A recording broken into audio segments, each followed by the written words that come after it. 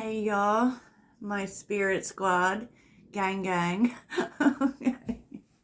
So, today is the day that we're going to start spiritual practice. And for me, what I find to be the most beneficial is journaling.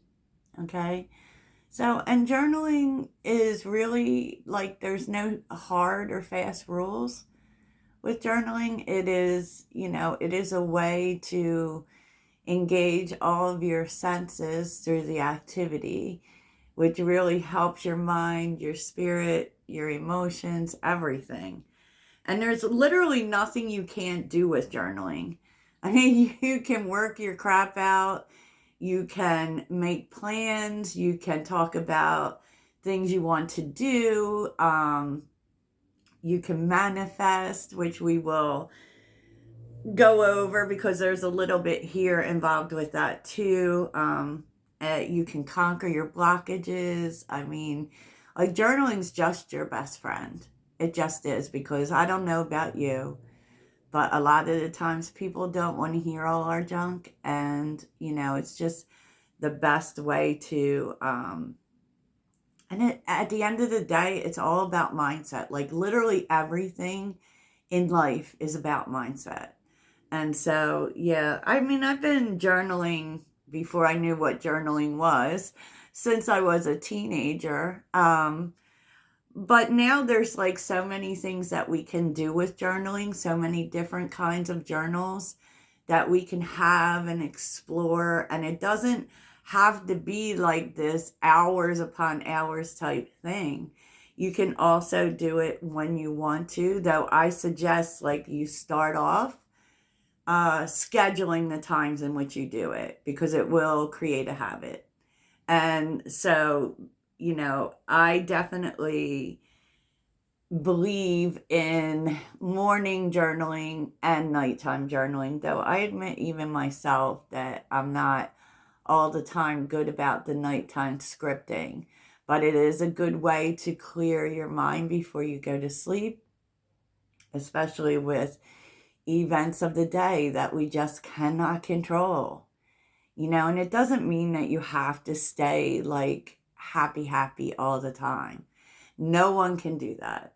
No, and we can't control what goes on around us, but we can control our own mind and how we react to things and all of that. So I actually created a few journals a couple years ago that I sell on Amazon, so I will link those in the description.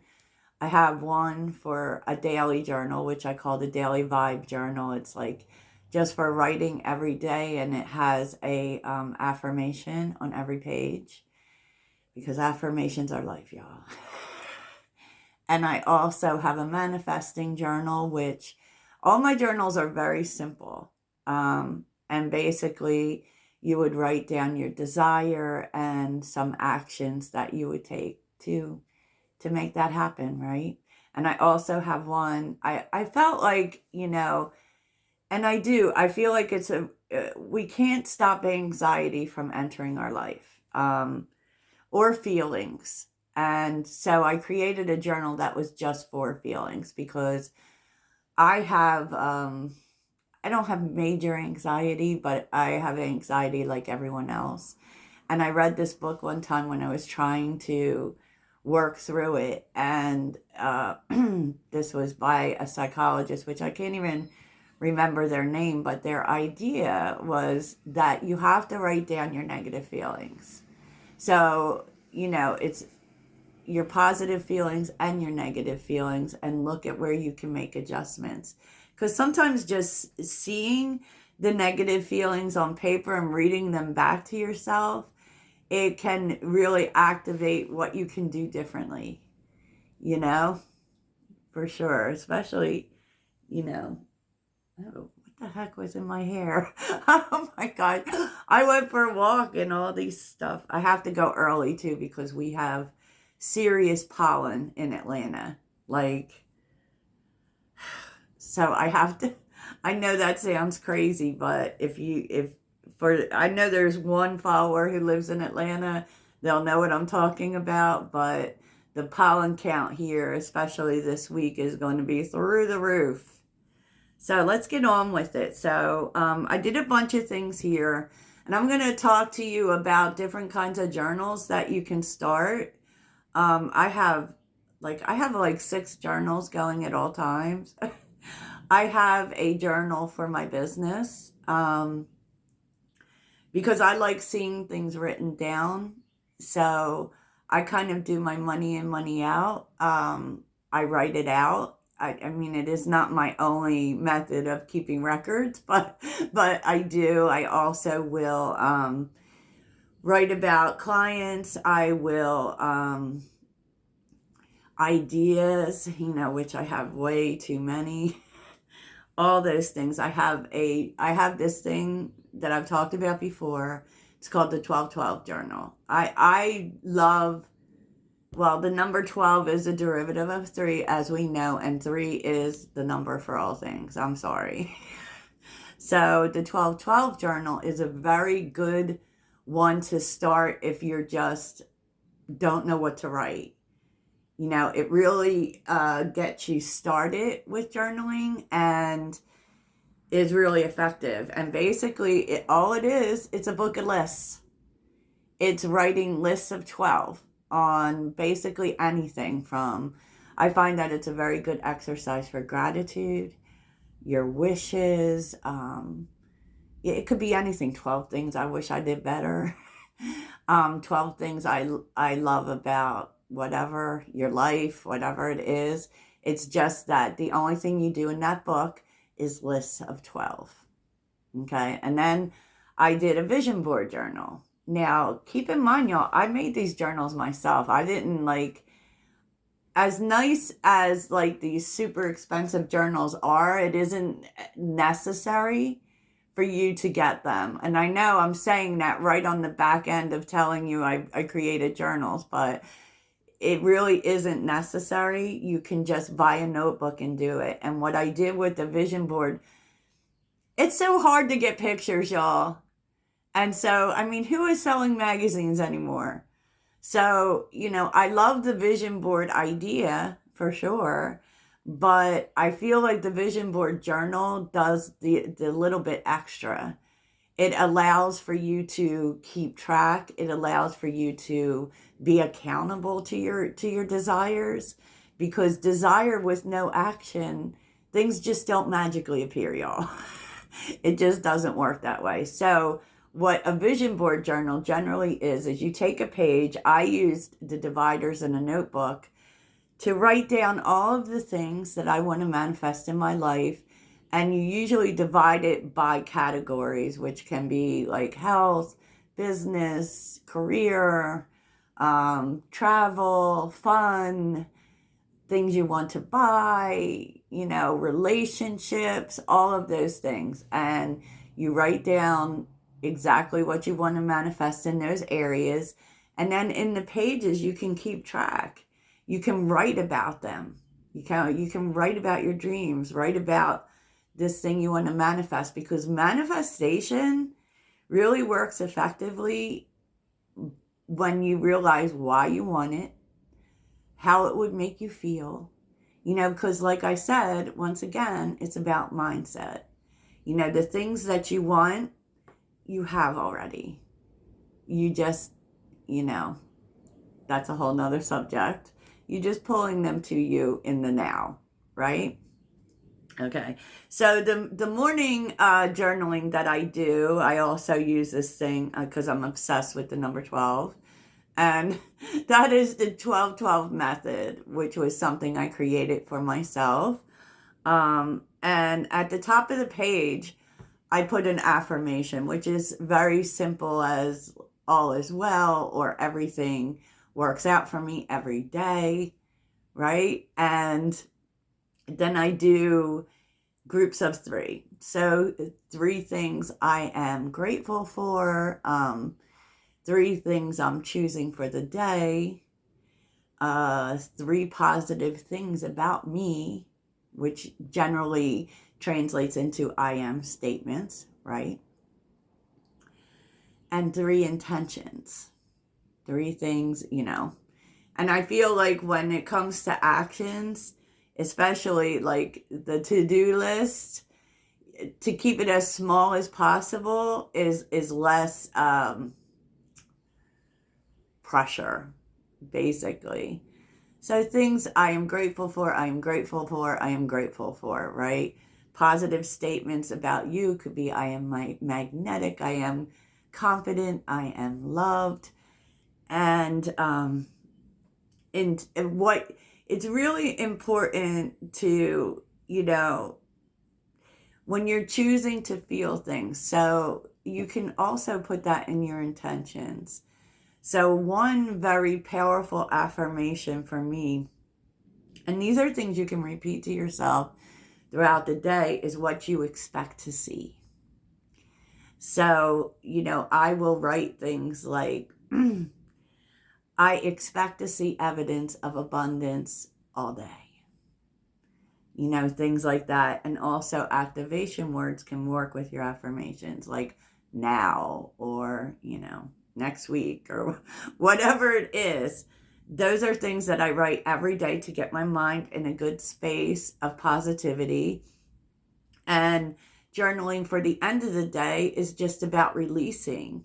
You can write about the good things that happened, and you can write about the shitty things that happened, and how you will make tomorrow better than today, because every day is better and better. So let's get into it, because what I am doing here is with Oracle cards. I am giving you some ideas for journaling. You don't have to do all of these things, but these are intuitively pulled for you, my spirit squad. So the energy that you're being called to move through this week is empowerment. So the way that this works with journaling is that you can write down things you will do to feel more empowered throughout the week. A lot came out for your path.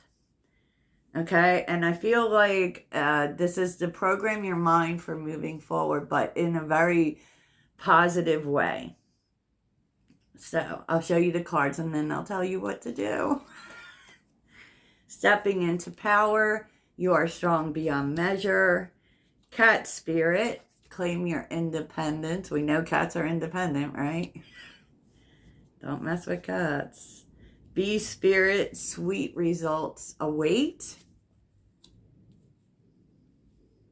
And this is really like bee spirit always is like, and being how it's 7, that absolutely has to do with rebirth and things you've been working on. And choosing your path, all is possible. As a matter of fact, I have right behind me, you can't see it, but I created a whole positivity wall, an inspiration wall, if you will. I put quotes all on, the other side of the room, so that when I'm doing the readings and all of that, I see it. And the first thing I see is all is well and anything is possible. Believe.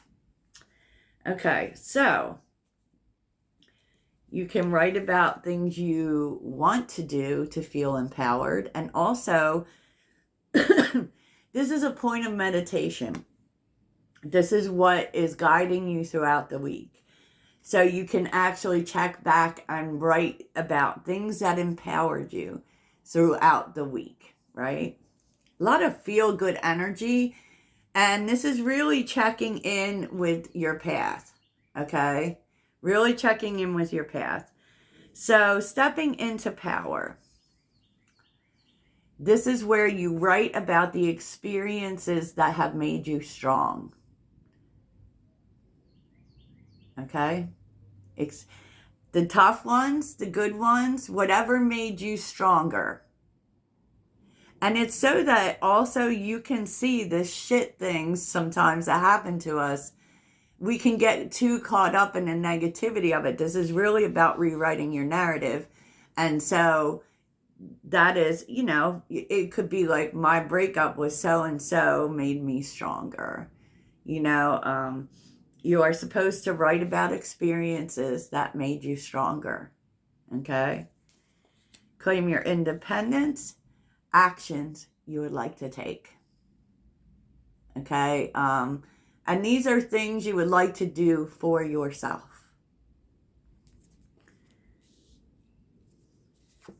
Sweet results await. And, that's really about what you're harvesting, for sure. Because if we think about bees are workers, right? And you can also, I feel like this is very much an end of the week energy where because I do this at the end of every week, you write about the good things that happened, okay? Or the results that you expect to see. I love it. And so remember, you're writing about things you want to do for yourself, things that made you strong. That really has to do with lessons as well. And how this is going to bring good things to you, right? Because it's all about what we learn. Sweet results, the good things you expect to see. Okay, the good things you expect to see, and then at the end of the week, you can write about the good things that happened. And choosing your path is really about writing about your path forward, what you are choosing for yourself moving forward. I choose, I choose, I choose. Very nice. So, I pulled a card from Abraham Hicks, which is actually the relationship deck. So we are going to relate this to relationships. And even if you're not looking for romantic love, connection is really important. And so our connections with other people are really important. So this says, beneficial beliefs feel better when I think them. There are things in your environment that you believe that match what you want. And there are all kinds of things in your environment that you believe that defy what you want. How would you ever sort them out? How do you know the active beliefs within you that serve you well and the active beliefs that do not serve you?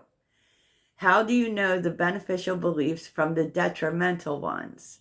The beneficial beliefs feel better when you think of them. The detrimental ones feel worse when you think of them.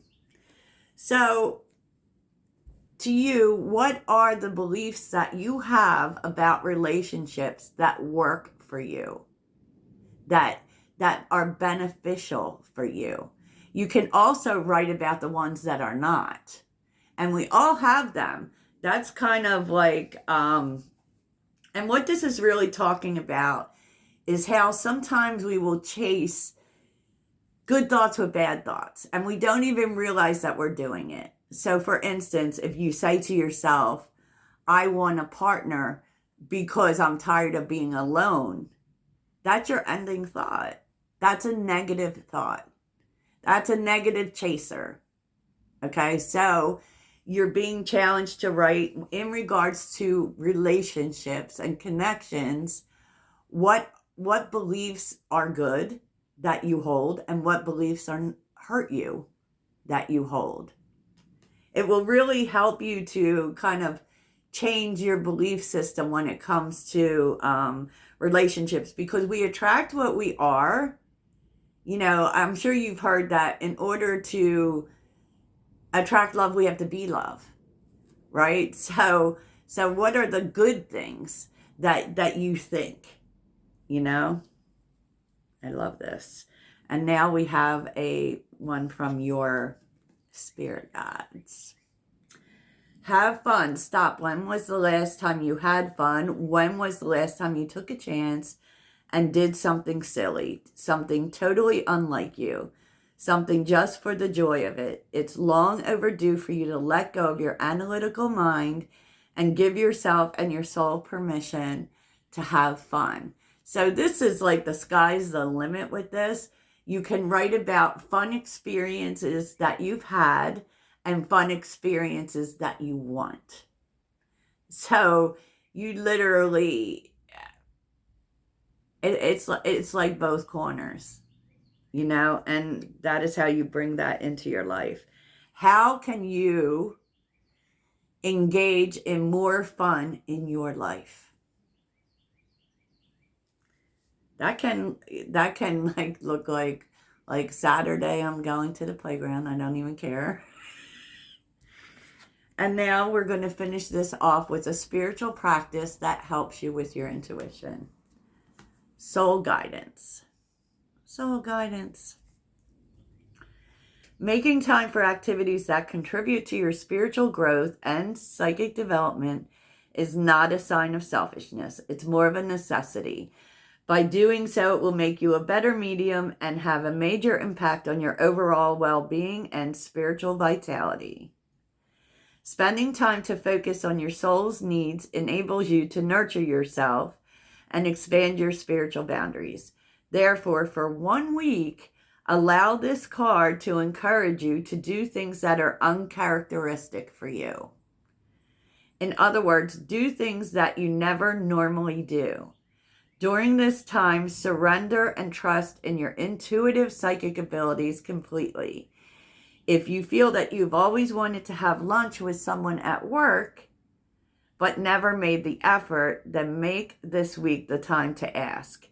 If you feel drawn to call a relative whom you've not spoken to in a long time, then make the call. If you feel inspired to learn something new, then take a class or workshop. Trust and follow your gut and use all your psychic senses. After doing this for 1 week, don't forget to journal your new discoveries or revelations that resulted by following your inner guidance. And basically what this is telling you is that you are to ask yourself, what are some new things that you could do? Write them in a journal and then report back to them about the experience. Wow, I love this for y'all. I love this.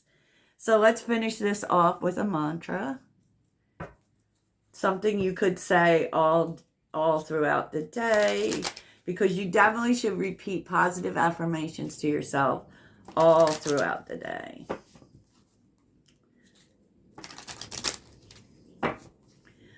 There's so many of them, and it's kind of like you can also say, show me how good this day can get. Yeah. So, something for the Spirit Squad. This week's mantra. What is this week's mantra?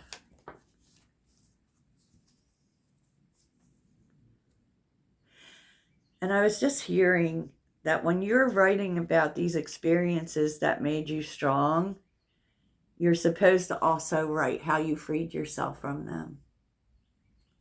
Sorry, random. When I move my body, I feel empowered, cleansed, and strong.